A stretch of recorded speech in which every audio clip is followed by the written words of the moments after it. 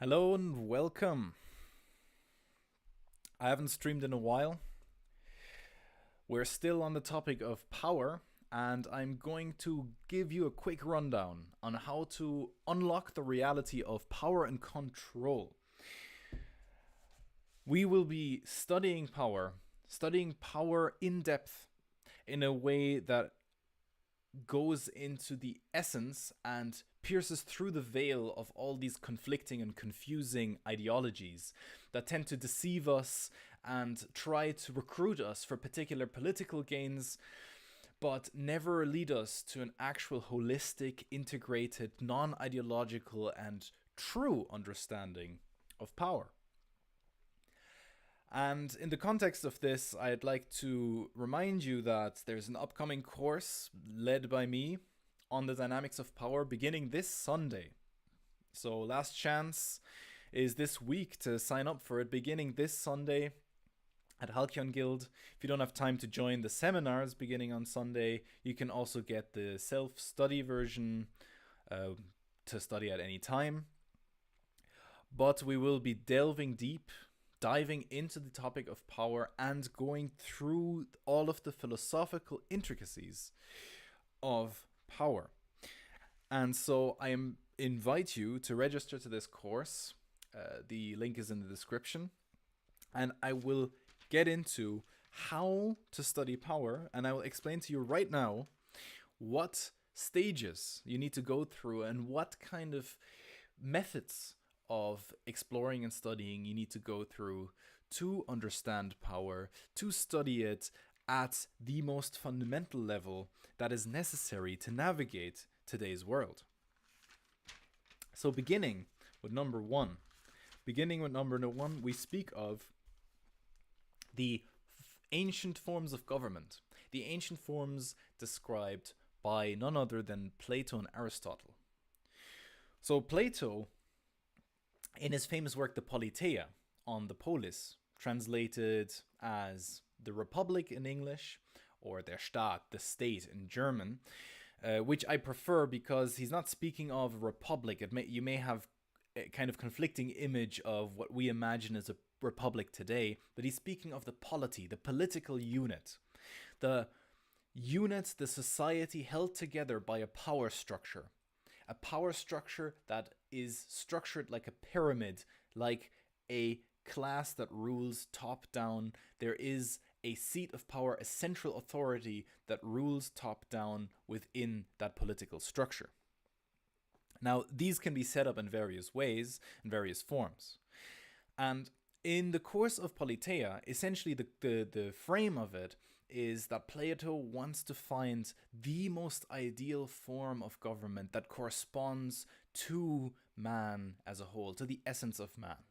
So there being a class in society that corresponds to the body of man, to the desires of man, that being the class of the workers, the craftsmen, the peasants, and then there being a class that corresponds to the ambitions, to the spirited, the ambitious nature of man, the one that strives for honor, for virtue, for recognition, that is represented by the guardian class. And then at the last, you have on top the reason, the part of man that strives for truth, the eternal part that corresponds to the highest class, namely that of the philosopher kings. And so you can see here that there is a benign form of a rulership of the few, the benign form that Aristotle refers to as aristocracy, which in its degenerated form, its lower form, is called an oligarchy, something we are familiar with, namely the oligarchy of those people, the elite that run in an oligarchy, that rule in an oligarchy, are those that are interested in their own advantage, in their own wealth, in maximizing their own power and their wealth at the detriment of the integration and health of the overall polity. Same applies for the rule of one, where you have the benign form being a benign sovereign kingship, a monarchy, and the degenerate form, the lower form, being a tyranny, where the center of power, the one rules in his own interest at the detriment of the overall polity, of the overall political structure. Lastly, we have the rule of the many. The rule of the many that Plato abhorred as democracy, as mob rule, the rule of the needy, those that come and strive to overthrow a corrupt oligarchy by plundering it, and ushering in an age of universal plunder and a disintegration of the political structure, leading ultimately to the lowest form of government, which is no form of government at all, namely that of anarchy. Anarchy being something that is, in a sense, indistinguishable from tyranny, as the most tyrannical ends up ruling within anarchy. Moving on from the forms of government as the ancients have described it to us, we go on to the notions of sovereignty. Sovereignty is all about justifying power. If we look at Politeia in Plato's work, they were engaged in trying to justify power, trying to speak about what is just, what is justice, who is fit to rule. And it was essentially a dialogue, a discussion between Socrates and between Thrasymachus. Thrasymachus being something like an original Nietzsche, someone that argued for the right of the stronger. The just is what serves the stronger, those who are more powerful. And sovereignty, the question of sovereignty, is actually engaged in what justifies power. Who's justified to rule? And most commonly, most traditionally, sovereignty was justified by divine rule, a divine right of kings. So you had the notion of divine sovereignty. Divine sovereignty, which arguably was even preceded by a more animistic kind of quasi-cultish form of sovereignty, where the king was at the same time a revered deity, an instantiation of some godhead, becomes the king that rules on God's behalf. It becomes the king that rules based on divine sovereignty. And that has transitioned historically. And de Jouvenel really looks at this. De Jouvenel really focuses on this transition from divine sovereignty to popular sovereignty and its intermediary stage of absolutism that you had just before the major revolutions in Europe. Not only is he a philosopher, he's also a historian that really analyzes the development of power and what he calls the continued mysterious essence, that which changes its outer appearance but continues in its core essence about power. And he describes how this power has grown even throughout the revolutions. He looks at the French Revolution specifically, but also the Glorious Revolution in the United Kingdom and the October Revolution in Russia that turned Russia into the Soviet Union. Looking at this, we are combining this knowledge, and only then can you unlock this knowledge about sovereignty, combining it with the principles of power and sovereignty that Carl Schmitt has explored.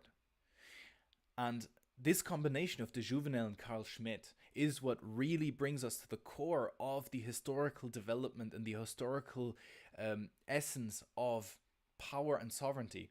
And that is something that you can only explore at the course on power on Halcyon-Guild. And what we will be looking at there is how does the historical development of sovereignty that de Jouvenel speaks of be explained by the principles of power of Carl Schmitt? What is the underlying motor? And we will see the underlying motor is the secularization, first of all, the making imminent of a theological rule of power that we speak of when we transition from divine sovereignty into popular sovereignty. But on top of that, the motor is the continuous warfare, the most prominent business of sovereign power, the continuous warfare against the political enemy, where the most important political distinction is that of friend and enemy. And this continuous opposition to the enemy justifies the sovereign rule, the overruling of law by the sovereign to combat that enemy, that justifies inherently the sovereignty of any ruler throughout various paradigms of sovereignty. And that has taken on a specific form, which is the third most important aspect to focus on when looking at power. And that specific form is propaganda, which is where we'll be getting into Edward Bernays' book on propaganda and also the works of Adam Curtis, his famous documentary on the Century of the Self, that I can very much recommend to anyone watching this. So the focus on propaganda is crucial because we've transitioned into a form of sovereignty of law, or you could say a bureaucratic sovereignty, that is engaged throughout in the management of popular opinion, in the management of the opinion of the masses, and sovereignty is maintained throughout a system of mass media. And this is something that Michel Foucault, and Foucault cannot be left out when speaking about power, this is what Michel Foucault referred to as governmentality. It is something that has already dropped the traditional character of sovereignty and has progressed towards what you could call governmentality, something fundamentally different. Now, governmentality is the pure rational and scientific management and administration of a population, of a mass society. And this is something he specifically focuses on when looking at the societies of discipline. The societies of discipline being something that have come after societies based on sovereignty, which were societies based on authority. And now we've moved on to societies based on discipline. Power is no longer exerted by the palace, it is exerted by the schools, by the factories, by the prisons. These are all institutionalized forms of power. These are all decentral institutionalized forms of power, such as the mass media network, that all engage in the maintenance of power through a feedback loop of reward and punishment. And to really understand what this means, we bring in, and we need to bring in, a fundamental framework of a systemic analysis of power that Niklas Luhmann brings to the table. And this combination, this dialogue between Niklas Luhmann and Michel Foucault is also something that is essential in getting into the depths of the more analytical, reductionist analysis of power systems. So we started off with the ancients with a more holistic, integrated understanding, and now we're splitting it up into its various systemic dependencies, only to put it back together with a more coherent, integrated understanding of power as a whole. And this correspondence between Michel Foucault and Luhmann, which didn't exist in reality, which we are bringing together here at the course. May I remind you, the course is only open for registration this week, so links in the description. Sign up for it if you have the time. This correspondence between Foucault and Luhmann brings us the essence of systemic power, because we can understand Foucault through the Luhmannian lens of looking at power as a medium of social systems. So what does it mean that we have a society of discipline? It can be understood that we have a systemic society in which power is exerted by actors, which can be anything. It could be institutions, it could be people, actors that can resolve indeterminacies of social relationships. They can resolve indeterminacies, for example, very concretely, whether there's a war or there's not a war. If an actor can resolve that indeterminacy, that vague potentiality of whether a war or non-war, if they can decide for a war, then they are the powerful actor in question. But often the enforcement of a powerful act is not even necessary, as the mere symbolic power of the capacity of discipline and punishment is what constitutes the majority of what we consider as power, and the majority of the powers of the real effect that power has. In a similar sense, you could say the inflated values of prices at markets, at stock markets, are what really impact the trade rather than their real, quote unquote, value um, that lies at the base of them. But just like the trading value, the stock value of something can collapse, so can the symbolic level of power of an actor collapse when it turns out that a particular enforcement of power is actually not realizable. For example, if you have a particular act that a king makes, and then it turns out he gets overpowered by the Supreme Court or by the Parliament immediately, then the symbolic power the king may have had before that has been vastly diminished. He may have retained more of it if he had just abstained from making such a risky decision that may end up in him exposing the fact that he does not represent the genuine actor. But he may also be in doubt, in illusion about this himself. Continuing and bringing all of these various threads together, we complete the picture of power with something that is crucial, and that is the relationship of power and technology, specifically in our modern age that we're living in. And that is what ties all these threads together. That is what ties the threads together all the way back from antiquity to the present age, looking at the power that submits itself to technological progress, regardless of the various forms that governments may take on, which we are living through today. And that was described perfectly by none other than Jacques Ellul. And Jacques Ellul will be our final author we'll be focusing on, and he will be bringing together all of the points I've mentioned before, all of the notions of the forms of government, the notion of sovereignty, the notion of propaganda, the principles of systemic analyses of power, structures of power. All of these are brought together in an analysis of power in the context of technocracy and technology.